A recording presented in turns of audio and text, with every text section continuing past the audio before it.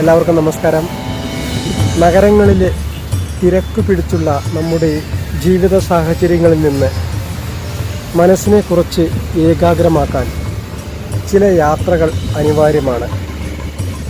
ഇന്നേക്ക് അതുപോലെയുള്ള ഒരു സ്ഥലത്തേക്കാണ് നമ്മളിന്ന് യാത്ര ചെയ്യാൻ പോകുന്നത്. അപ്പോൾ എല്ലാവർക്കും സ്വാഗതം. നിൽക്കുന്നത് ആനക്കട്ടിയിലെ പനമ്പള്ളി എന്ന് പറയുന്ന ഒരു ആദിവാസി ഊരിലേക്ക് പോകുന്ന ഒരു ഇടയിലുള്ള വഴിയിലാണ് നിൽക്കുന്നത്. ഈ സ്ഥലത്തിൻ്റെ പ്രത്യേകത എന്താണെന്നാൽ സ്ഥിരമായി ആനകൾ വരുന്ന സ്ഥലമാണ്. അതുകൊണ്ട് ചെറിയൊരു പേടിയുണ്ടോ എന്ന് ചോദിച്ചാൽ കുറച്ച് പേടിയുണ്ട്. അങ്ങനെ അവസാനം ആനക്കട്ടിയിലെ ഒരു കുന്നിൻ മുകളിലാണ് എത്തിച്ചേർന്നിരിക്കുന്നത്. എത്ര കണ്ടാലും മതിവരാത്ത കാഴ്ചകളാണ്, അതുപോലെയുള്ള വ്യൂ പോയിന്റുകളാണ് ഇവിടെ കാണാൻ കഴിയുന്നത്. ചില സമയങ്ങൾ മനസ്സിന് സന്തോഷമായിരിക്കുവാൻ നമ്മൾ പ്രകൃതിയുമായി ഒന്നു ചേർന്നിരിക്കണം. പ്രകൃതിയുടെ ഈ മനോഹരമായ ദൃശ്യം പറഞ്ഞറിയിക്കാൻ കഴിയാത്തതാണ്. മലമുകളിൽ നിന്നും വരുന്ന കാറ്റ് ഒരു പ്രത്യേക എനർജി തരുന്നുണ്ട്.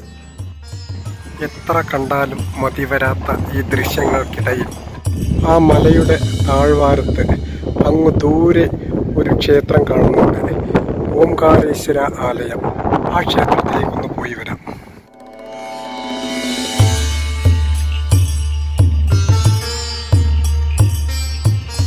ചുറ്റും മലനിരകൾ കോർത്തിണക്കിയ പ്രകൃതിയുടെ ഒരു മനോഹാരിത നിറഞ്ഞ ഒരു പീസ്ഫുൾ പ്ലേസ്.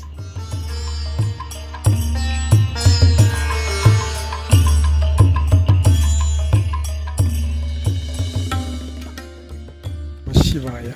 ഞാനിപ്പോൾ ഉള്ളത് ഓംകാരേശ്വര ആലയം ആനക്കട്ടിയിലാണ്. ആനക്കട്ടിയിലേക്ക് കുറേ പ്രാവശ്യം വന്നിട്ടുണ്ടെങ്കിലും ഇതുപോലെയൊരു മനോഹരമായ ഒരു ക്ഷേത്രം നിൽക്കുന്ന സ്ഥലത്ത് ആദ്യമായാണ് വരുന്നത്.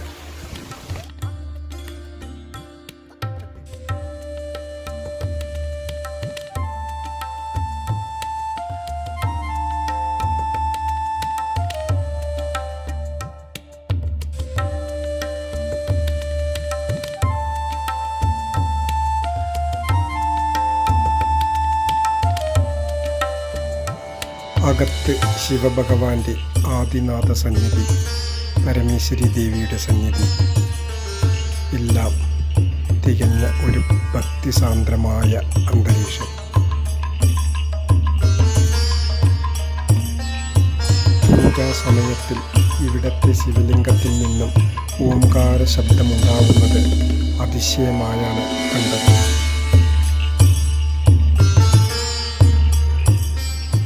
ക്ഷേത്രത്തിനടുത്ത് തന്നെ ഗോക്കളെ സംരക്ഷിക്കുന്നതിനായി ഗോശാലയുമുണ്ട്. അതുപോലെ തന്നെ ഇവിടെ താമസിച്ചുകൊണ്ട് യോഗ, ധ്യാനം പോലെ പരിശീലനവും ഉള്ളതായാണ് അറിയാൻ കഴിഞ്ഞത്.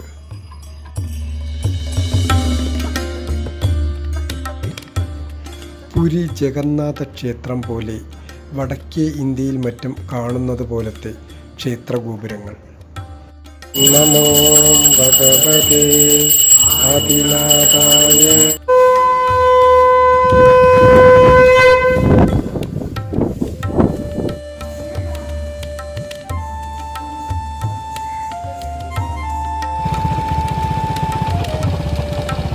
ആനക്കട്ടിയിലുള്ള ഈ ഓംകാരേശ്വര ക്ഷേത്രത്തിൽ വരുവാനും അതുപോലെ ആദിനാഥൻ്റെയും സർവേശ്വരിയുടെയും അനുഗ്രഹം എല്ലാവർക്കും ഉണ്ടാകുവാനും പ്രാർത്ഥിച്ചുകൊണ്ട് വേറൊരു വീഡിയോയിൽ കാണാമെന്ന പ്രതീക്ഷയോടെ എല്ലാവർക്കും നന്ദി, നമസ്കാരം.